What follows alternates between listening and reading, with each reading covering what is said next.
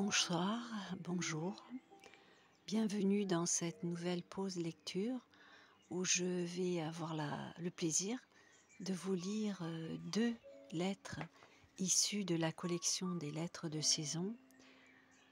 Collection des lettres de saison, correspondance de mai, de Christina O'Malley. Deux lettres que je vais extraire de ce recueil. Je vous invite à vous installer confortablement avec un thé, une boisson chaude et de vous accorder ce moment en fin de journée peut-être pour vous, pour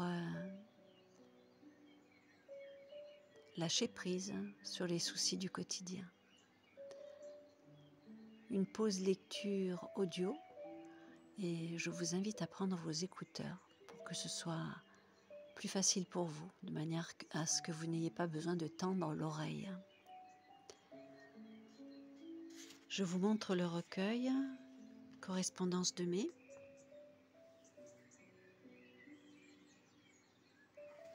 Deux lettres donc extraites de ce recueil pour le présenter.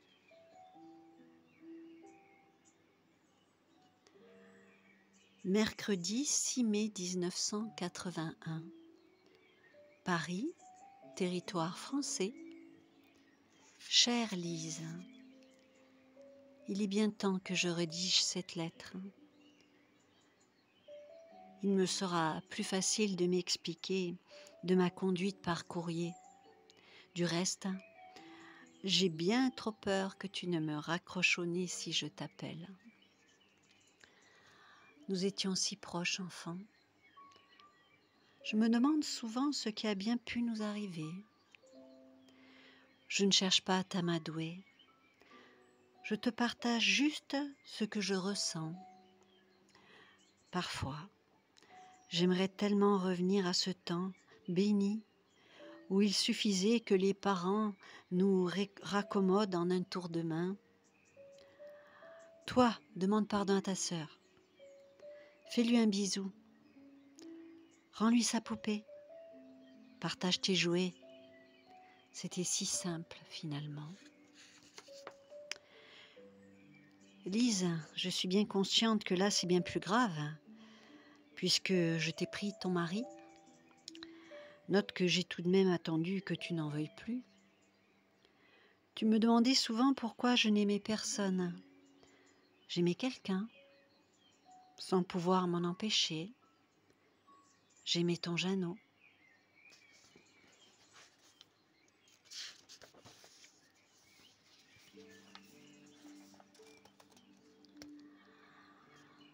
Cela t'explique mon éloignement à Paris, loin de mes chers parents. J'aurais certainement mieux supporté la situation si je l'avais constaté heureux avec toi au moment des sacro-saintes fêtes de fin d'année par exemple. Seulement non, ma Lise. Cette fois-ci, j'ai décidé de lui offrir un peu de la tendresse d'une femme, un peu d'attention, de bienveillance. Je ne pensais pas à mal au début, je voulais juste effacer ces plis d'amertume entre ses yeux, autour de ses lèvres, que tu peux parfois être rude avec les tiens sans même t'en rendre compte. Je ne sais pas grand-chose de la vie. Une seule m'est certaine, c'est qu'aucun être humain n'appartient à un autre. Il était devenu l'exutoire de tous tes manques. Nul contrat ne mérite une telle attitude. Finalement, je l'ai retrouvé, je ne sais par quel miracle, devant ma porte le mois dernier. Je viens visiter Paris, m'a-t-il dit simplement. J'en ai rêvé toute ma vie. Lise, pardonne-moi, cela s'est fait insidieusement, autant pour lui que pour moi. Il ne se remariera plus jamais. Cependant, nous aimerions vivre un peu ensemble, juste pour voir si la magie continue. J'ai bien peur que maintenant, mon unique sœur ne veuille plus jamais me revoir. Je le comprends tout à fait. J'en suis tellement triste. Partagée entre les deux personnes que j'aime le plus au monde. Je sais que dans la famille, les ragots vont bon train. Cela m'est égal. Au diable les commérages du marché de Chénier, mort à la bienséance. Paris est si grand, Paris est si beau, Paris s'en fout. Jeannot est un trésor de patience et de bonté. Je suis heureuse de l'avoir près de moi. Je choisis d'accepter cet inespéré cadeau de la vie. Je t'embrasse. Élise.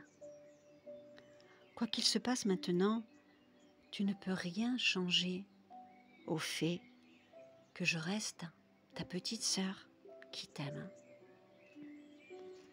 Voilà pour la première lettre. Je vais en chercher une autre dans le recueil.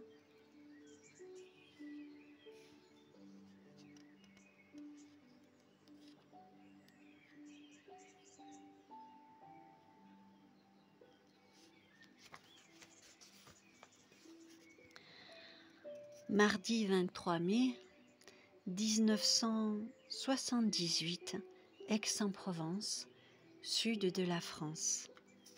Chère Odile, je suis assise dans mon délicieux havre de paix.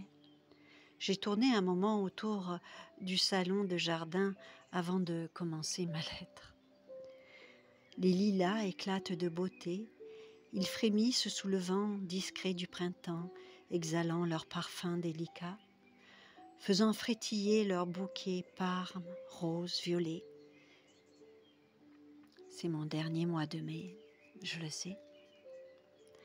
Nous nous sommes rencontrés fortuitement samedi dernier. J'ai peu dormi ces derniers jours. À mon lever ce matin, je savais enfin quoi faire de mon patrimoine.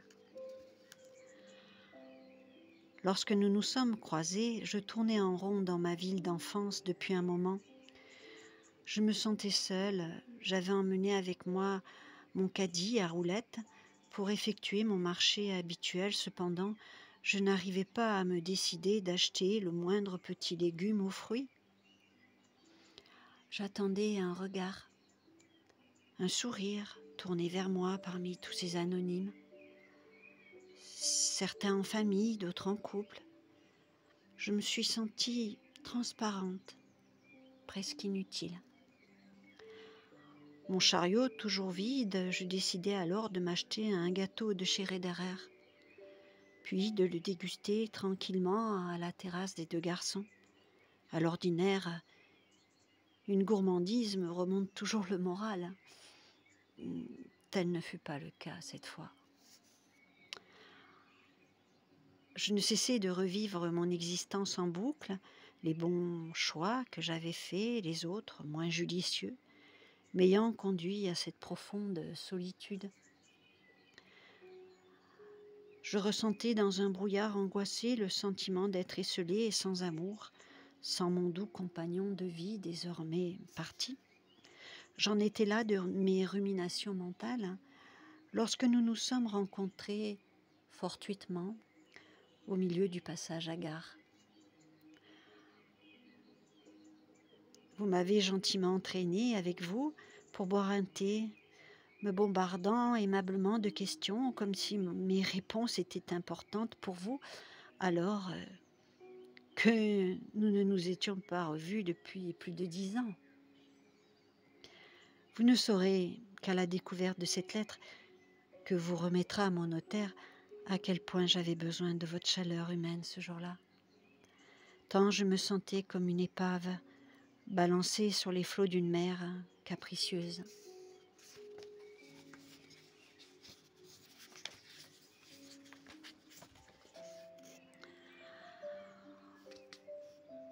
Tout en arpentant le cours Mirabeau, de long en large, ce fameux samedi, j'avais finalement demandé à l'univers quelqu'un à qui parler.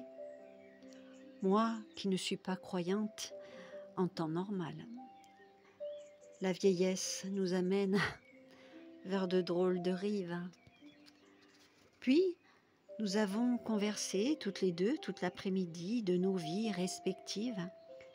Quel bien vous m'avez fait, ma chère amie d'un jour. Après toutes ces années sans s'être vus, vous auriez tout aussi bien pu tourner la tête en me voyant. D'autant que vous aviez l'air pressé, vous aussi, comme les autres passants. Odile, installée dans cet écrin de verdure que nous avons mis tant d'années à entretenir avec mon Yann, lové dans cet endroit que j'aime, je viens vous dire un grand merci. Je ne veux pas que mes biens reviennent à l'état. C'est pourquoi je vous remets tout. Je suis condamnée. C'est un petit détail que j'avais omis de vous mentionner lors de notre échange amical. Si vous lisez maintenant cette lettre, c'est que probablement je suis avec mon compagnon de toujours, à nouveau heureuse et complète. Tout au long de ma vie, comme vous le savez déjà, je n'ai eu besoin que de lui. Annette de Minestrone. PS. Pouvez-vous prendre soin de ma persane Maya? Elle n'a que 5 ans. Vous verrez, elle est douce et facile à vivre. Voilà, ces 2 lettres issues de la collection des lettres de saison, correspondances de mai, sont maintenant achevées. Je vous souhaite une bonne nuit et une bonne continuation. Merci de m'avoir écouté.